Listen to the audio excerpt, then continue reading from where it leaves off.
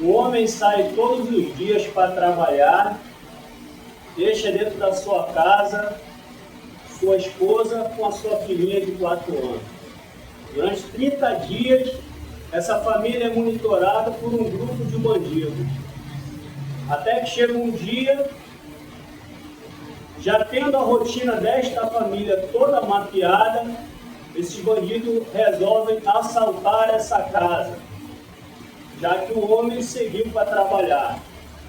Eles invadem essa casa, rendem essa mulher e fica num canto, em pânico, obviamente, com a sua filha de 4 anos no colo. E eles começam a saquear esta casa. Tudo que é de valor, eles vão arrastando e levando para um carro. Até um dado momento que aquela mulher pensa que tudo vai acabar, pois eles já tinham saqueado tudo que podiam da casa. Esse bandido retorna para dentro da casa, dá um tiro na cabeça da mãe e da criança de 4 anos. E eles desencarnam. Boa noite, meus irmãos, que a paz de Cristo esteja entre nós. Nós estamos aqui no capítulo 5, vamos falar de bem-aventurado os aflitos, e hoje nós vamos falar da justiça das aflições. E aí eu gostaria de saber de vocês, a justiça terrena é capaz de ser feita para esses indivíduos? Eles foram presos, tá? Isso é uma história real. É capaz, pessoal? Hein? Vamos lá, pessoal. Eu contei uma história impactante para ver se a gente consegue ter alguma reação. Não é capaz, né? Pois o juiz que relatou essa história, que teve esse caso nas suas mãos, disse que mesmo que esses homens tivessem sido picados, ainda assim não pagaria. Não seria feita a justiça total. E este homem que falou isso é um orador espírita, é Haroldo Dutra, que é também juiz. São palavras dele, não são minhas. Que mesmo que eles tivessem sido picados, ainda assim não teria como ser feita a justiça. Por quê? Porque a justiça humana, ela não tem mecanismo para ser uma justiça total e integral. Deu para compreender isso, pessoal? Deu? Então vamos adiante. Está acordado, Bia? Tá? Tá no celular não, né? Se tiver no celular, eu vou mandar energia aqui para ser o celular da bug. Vou dar um pensamento aqui para ele bugar o seu celular. Então vamos adiante. Agora a justiça de Deus. Ela é total? Vamos lá, pessoal. Quem quiser discordar de Deus aqui não tem problema não, tá? Depois é vocês com ele, mas vamos lá. A justiça de Deus, ela é total? É capaz de ser feita a justiça de Deus? Sim ou não? Sim. Hein? Sim. É capaz? E se a gente pensar que a justiça de Deus, ela vai ser feita, a gente tem que pensar, primeiramente, na imortalidade da alma e das vidas múltiplas que temos. Vamos pensar que Deus não dá um fardo aos ombros ao qual não sejam capazes de suportar. Não é assim ou não é assim? Vamos pensar que numa outra vida, essa mesma família, esses mesmos integrantes estiveram juntos e tiveram algum tipo de débito, e geralmente isso aí, nesse caso, é uma expiação, e é dado para eles a oportunidade de resgate. Vamos pensar assim, porque se nós não pensarmos assim, a gente não consegue entender como é que uma pessoa pode atirar numa mãe e numa criança de 4 anos. E como é que esse pai pode levar sua vida em diante. Quantos de vocês já viram o caso de pessoas que passaram por tragédias, coisas terríveis, que elas pegaram aquela tragédia, que elas pegaram aquela coisa terrível que aconteceu na sua vida, e elas fizeram daquilo ali uma mola, uma propulsora, que elas, com aquele sofrimento, elas foram capazes de ajudar não só a ela, mas a um grupo muito grande de pessoas. Vocês já viram histórias assim? Sim ou não? Sim. Já, né? Não tem um mal que Deus não possa se aproveitar para fazer o bem. Lembre-se que o mal, ele pertence aos homens, não a Deus. Deus só se aproveita desse mal para fazer o bem. Se aproveita entre aspas. Nós temos que pensar que a justiça, ela é de amor e de, sobretudo, caridade, de fraternidade. Ela é uma justiça e ela quer que tudo fique dentro de um equilíbrio. E esse equilíbrio, para ele acontecer, a dor. Agora, o sofrimento é opcional, tá? A dor, todos nós temos que passar por algum tipo de dor. Mas o sofrimento é opcional. Cada um tem o seu tempo.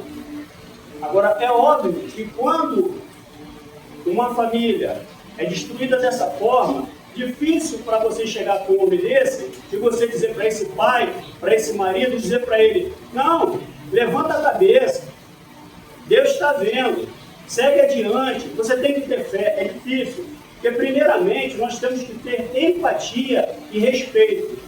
E não podemos banalizar a dor, o sofrimento alheio. Existem pessoas que tudo que acontece na vida do outro, ela diz para o outro que ele tem que ter fé. Ela tem um medidor de fé. Aí a pessoa chega perto dela, ela coloca lá o medidor, ela diz: ah, não, você tem que ter mais fé. A nossa fé está condicionada ao nosso grau de entendimento e de evolução. Cada um tem um tipo de fé. Por isso que a fé do grão de areia, algumas pessoas não compreendem, mas nós não vamos entrar nisso, não compreendem o que Jesus quis dizer sobre a fé do tamanho de um grão de areia, do tamanho de um grão de mostarda, o que seja. As pessoas não compreendem bem isso, mas vamos adiante. O que eu estou querendo dizer com isso é que não tem como a gente falar em algo, mas a nossa doutrina, ela é o quê? Ela foi o quê prometido? Ela foi o indagador prometido? Ela foi o explicador prometido? Ela foi o complicador? Não, ela foi o consolador. Então, uma pessoa nessa condição, nós temos que...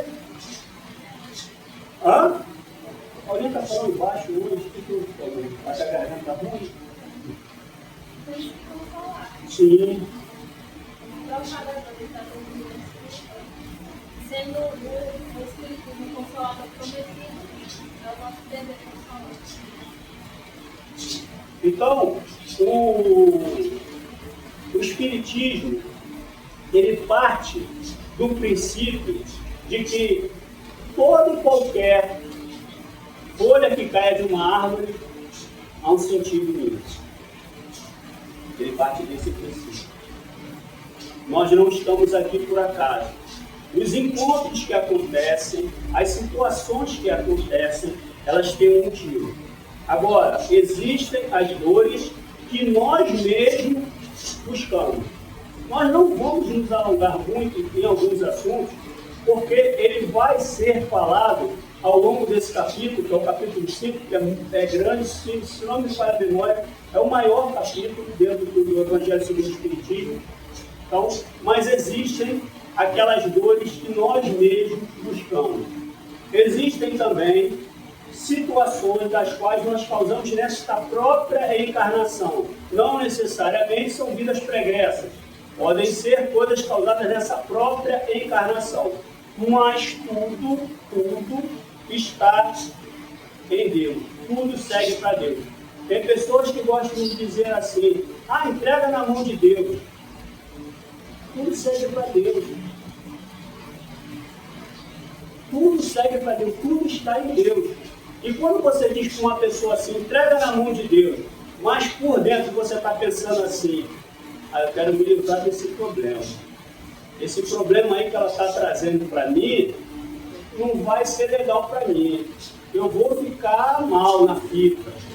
Aí você, como saída, você diz assim: entrega na mão de Deus. Mas tudo segue para Deus.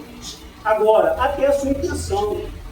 Até a sua intenção de tentar camuflar os seus próprios sentimentos quando você diz isso, também vai seguir para Deus. Porque se você diz que uma pessoa entrega na mão de Deus, querendo se livrar da pessoa, também vai para Deus. Também segue para Deus. um homem, ele será medido com a mesma régua que ele mede o seu próximo. E tudo que ele faz vai ser segundo o seu coração. Então não há aqui engano. Na Terra, infelizmente, estamos no planeta de provas e expiações, existem muitas pessoas que tentam enganar as outras. Existem. E aí como é que a gente faz? A gente não combate isso? A gente ficaria assistindo do camarote? Me lembrei de um fato agora. Eu tive uma professora, há muito tempo atrás, numa época que a educação era engessada. Os professores, eles davam aula, mas eles não valorizavam, porque não podiam, o pensamento crítico individual. A determinação é que tinha que se seguir uma cartilha. Então, a educação era engessada.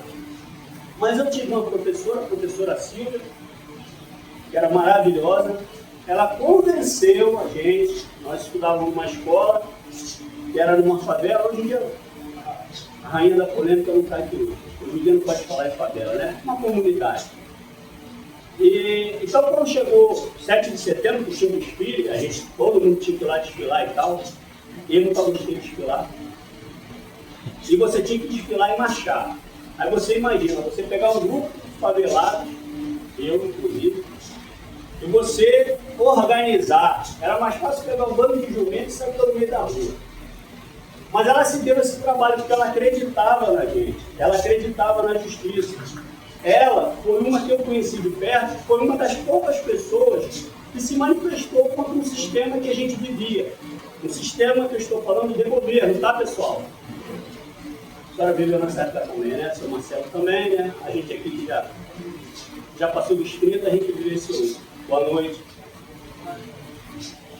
Então, ela se manifestava contra esse sistema aí e ela acreditava na gente. E ninguém acreditava na gente, nem a gente mesmo. A diretora já foi para lá passando mal, pensando que a gente ia fazer alguma coisa de errado no desfile de 7 de setembro, ia sobrar para ela. E naquela época sobrava, né? Tinha um ditado que o pessoal dizia que o couro come e ninguém vê. E nessa época era assim. E aí nós fomos para lá, para esse desfile. E nós tínhamos que caminhar 30 metros assim e virar à esquerda. Aí a professora, que era muito entusiasmada, ela viu que a nossa escola não tinha nada que identificasse a escola. Aí ela teve a brilhante ideia de fazer um cartaz, acho que era com bambu e cartolina, agora não me recordo mais, e botou 2 puxa-saca na frente para carregar as 2 meninas, aquela menina que estava carregando a bolsa da professora. Você não é assim não, né, filho? Aí botou as 2 meninas. Só que a gente andou 20 metros, eu não sei o que deu na cabeça delas, que uma foi para um lado e outra foi para o outro. Já na entrada, o cartaz com o nome da escola se abriu em banda. Uma ficou com um pedaço e outra ficou já na entrada. Aí já começou a vergonha da gente. E ela ia na frente, motivando, e eu achava ela um espetáculo, aquela professora, e eu fui batendo o pé com força, que ela disse que uma machada daquele jeito eu fui. Já quando foi chegando na metade do desfile, eu já estava mancando, não tinha como, aquele asfalto, a gente bateu o pé ali. Estava nem acostumado a andar direito de sapato, eu andava mais descalço mesmo. E nós éramos alinhados do menor para o maior, né? E eu, como sempre fui baixinho, eu ia lá na frente. Quando chegou um dado momento, eu estava vendo que os próprios do nosso local foi para lá, mas foi para lá para mandar da gente, como você diz aqui, né? Para zoar com a gente. Quando chegou um determinado ponto que eu olhei para trás, eu comecei a ver uns pedaços de coisa caído lá, só ficando aquela coisa horrível assim, e a gente desfilando ela na frente empolgada e tudo.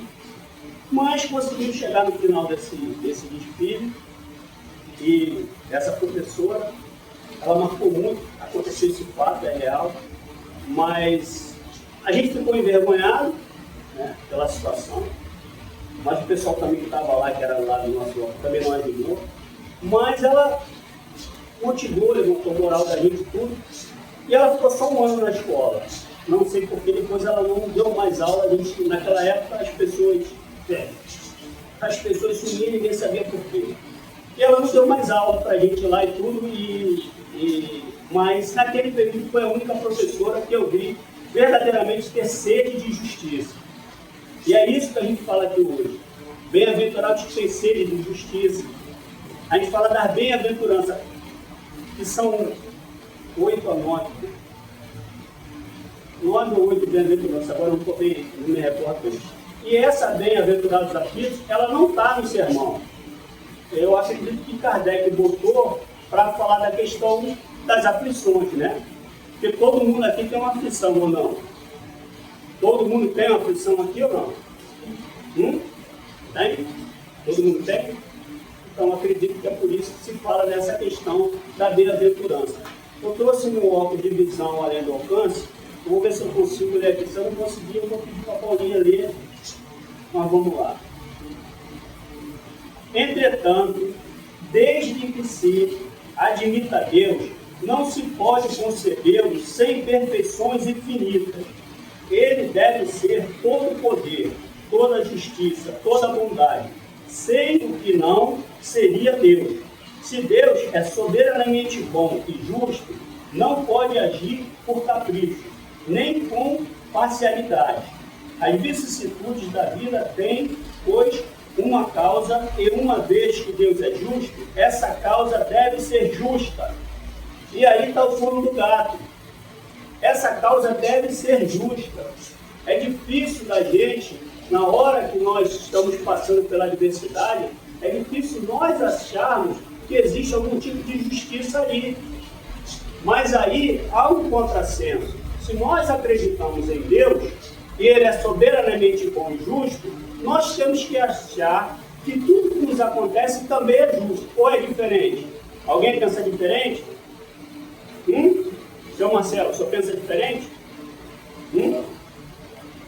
Não? Eu penso diferente, mas não vou falar. Não, mas pode falar. Não. Eu gosto de ouvir o senhor. É muito complicado, é muito. Eu vim aprender coisas, eu vim aprender sobre isso. Eu vou estudar, vou analisar, porque é um dos pontos que eu mais assim. Eu não consigo um Deus soberanamente bom que permite as atrocidades, por mais que hajam culpados. Eu acredito que tem outra resposta. Eu estou dizendo que não existe dentro da Bíblia. E nem estou dizendo que Deus não exista. Eu acredito que tem outra resposta que nós ainda, com toda a evolução do conhecimento espiritual, do conhecimento científico de vanguarda, a gente ainda não atingiu essa compreensão do porquê. Né? Isso assim, tem que olhar para a natureza. A natureza é exatamente como esse caso que o senhor citou do crime que aconteceu. A natureza é assim. Nós temos que olhar e existimos de onde vem a natureza. E nós viemos de lá e nós temos essa herança também. Agora, a explicação da causa do sofrimento, né, porque a dor eu sei que não é opcional, é sempre tudo. Agora, por que a gente entende o risco do sofrimento, aí eu até hoje estou buscando ainda, eu acho que eu não tenho morrer lá. Tá? Então vamos lá. A doutrina espírita, ela não tem a pretensão de ser a última palavra. Ela está em movimento. Assim como a justiça dos homens também está em movimento, vamos pensar que a justiça lá atrás ela era de um jeito e a justiça do homem evoluiu.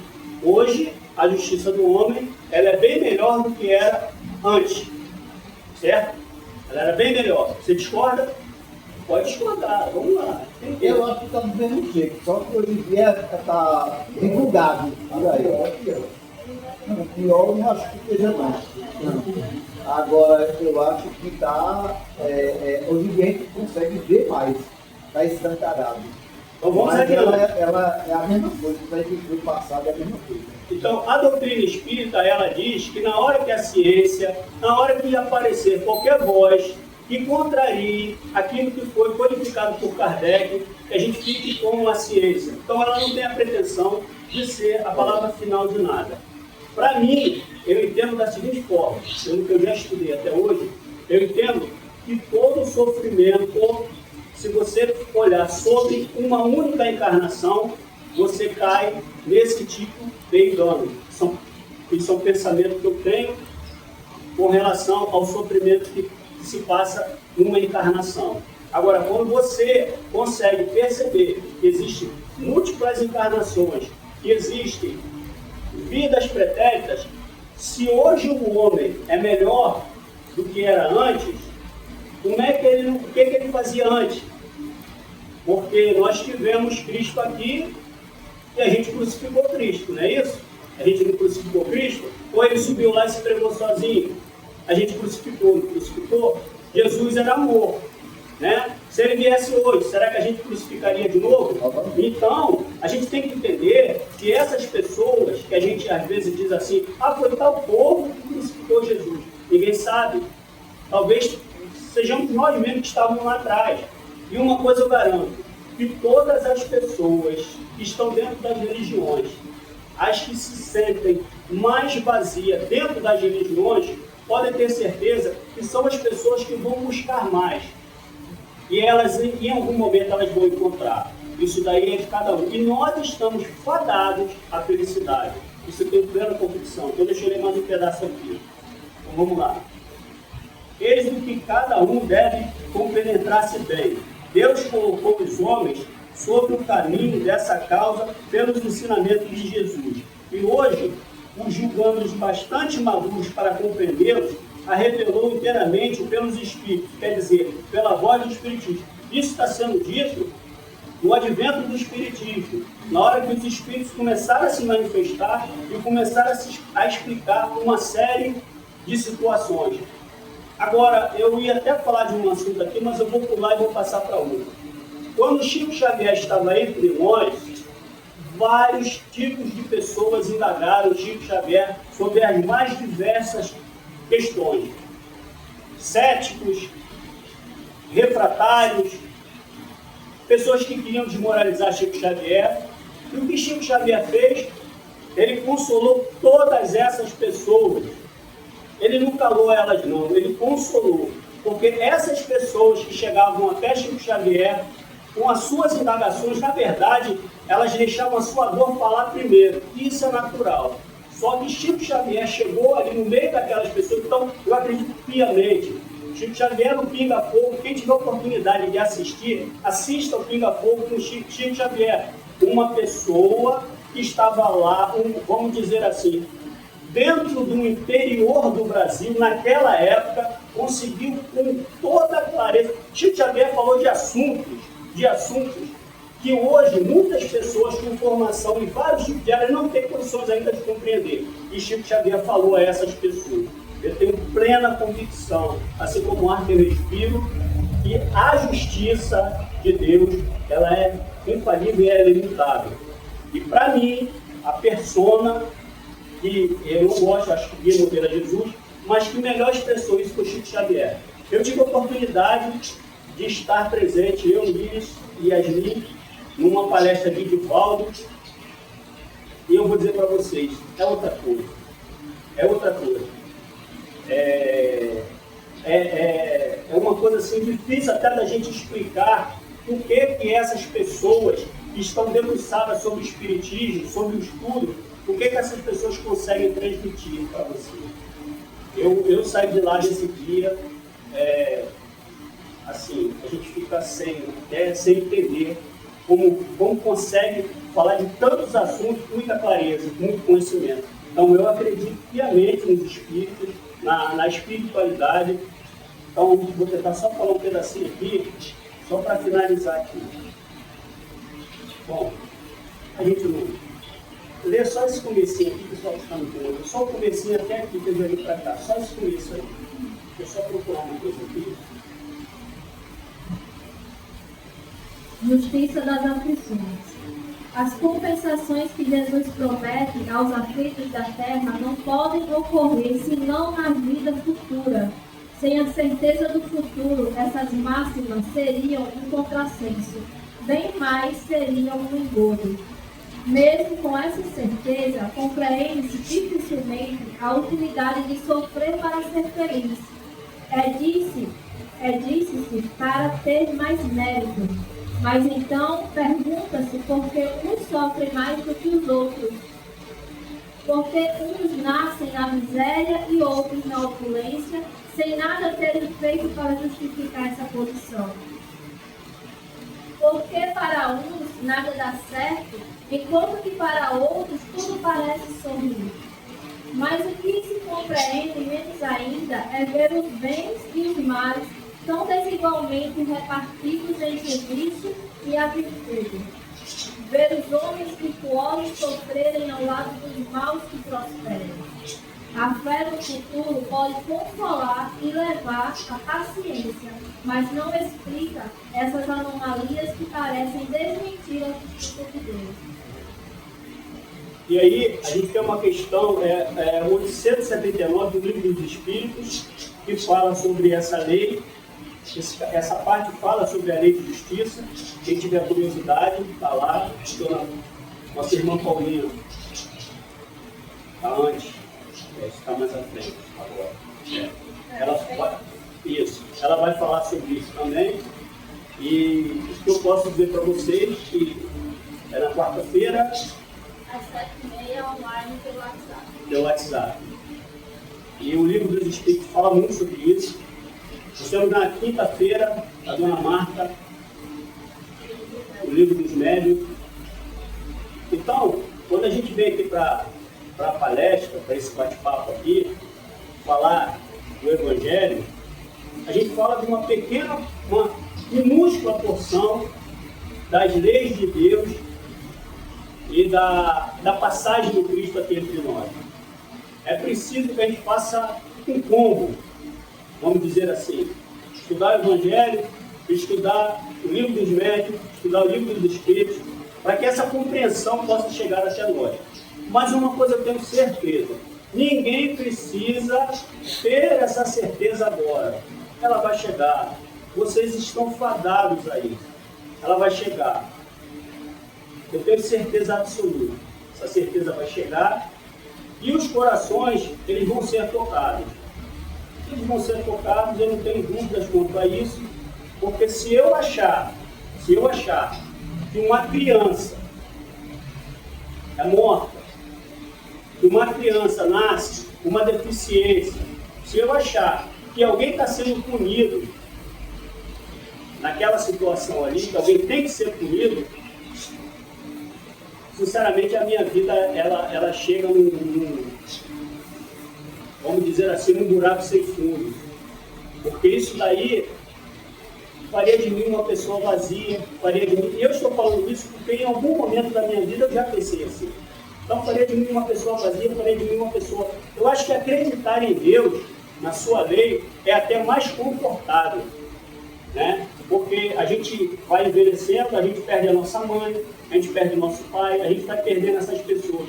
E saber que aquelas pessoas estão lá no plano espiritual, olhando pela gente, saber que Deus vai ser ainda a porção melhor do nosso próprio pai, da nossa própria mãe, para mim é muito reconfortante. Então eu vim aqui hoje falar de algumas coisas não muito agradáveis, mas que para mim o principal é sabermos que Deus é justiça, amor, é liberdade, é igualdade, é fraternidade.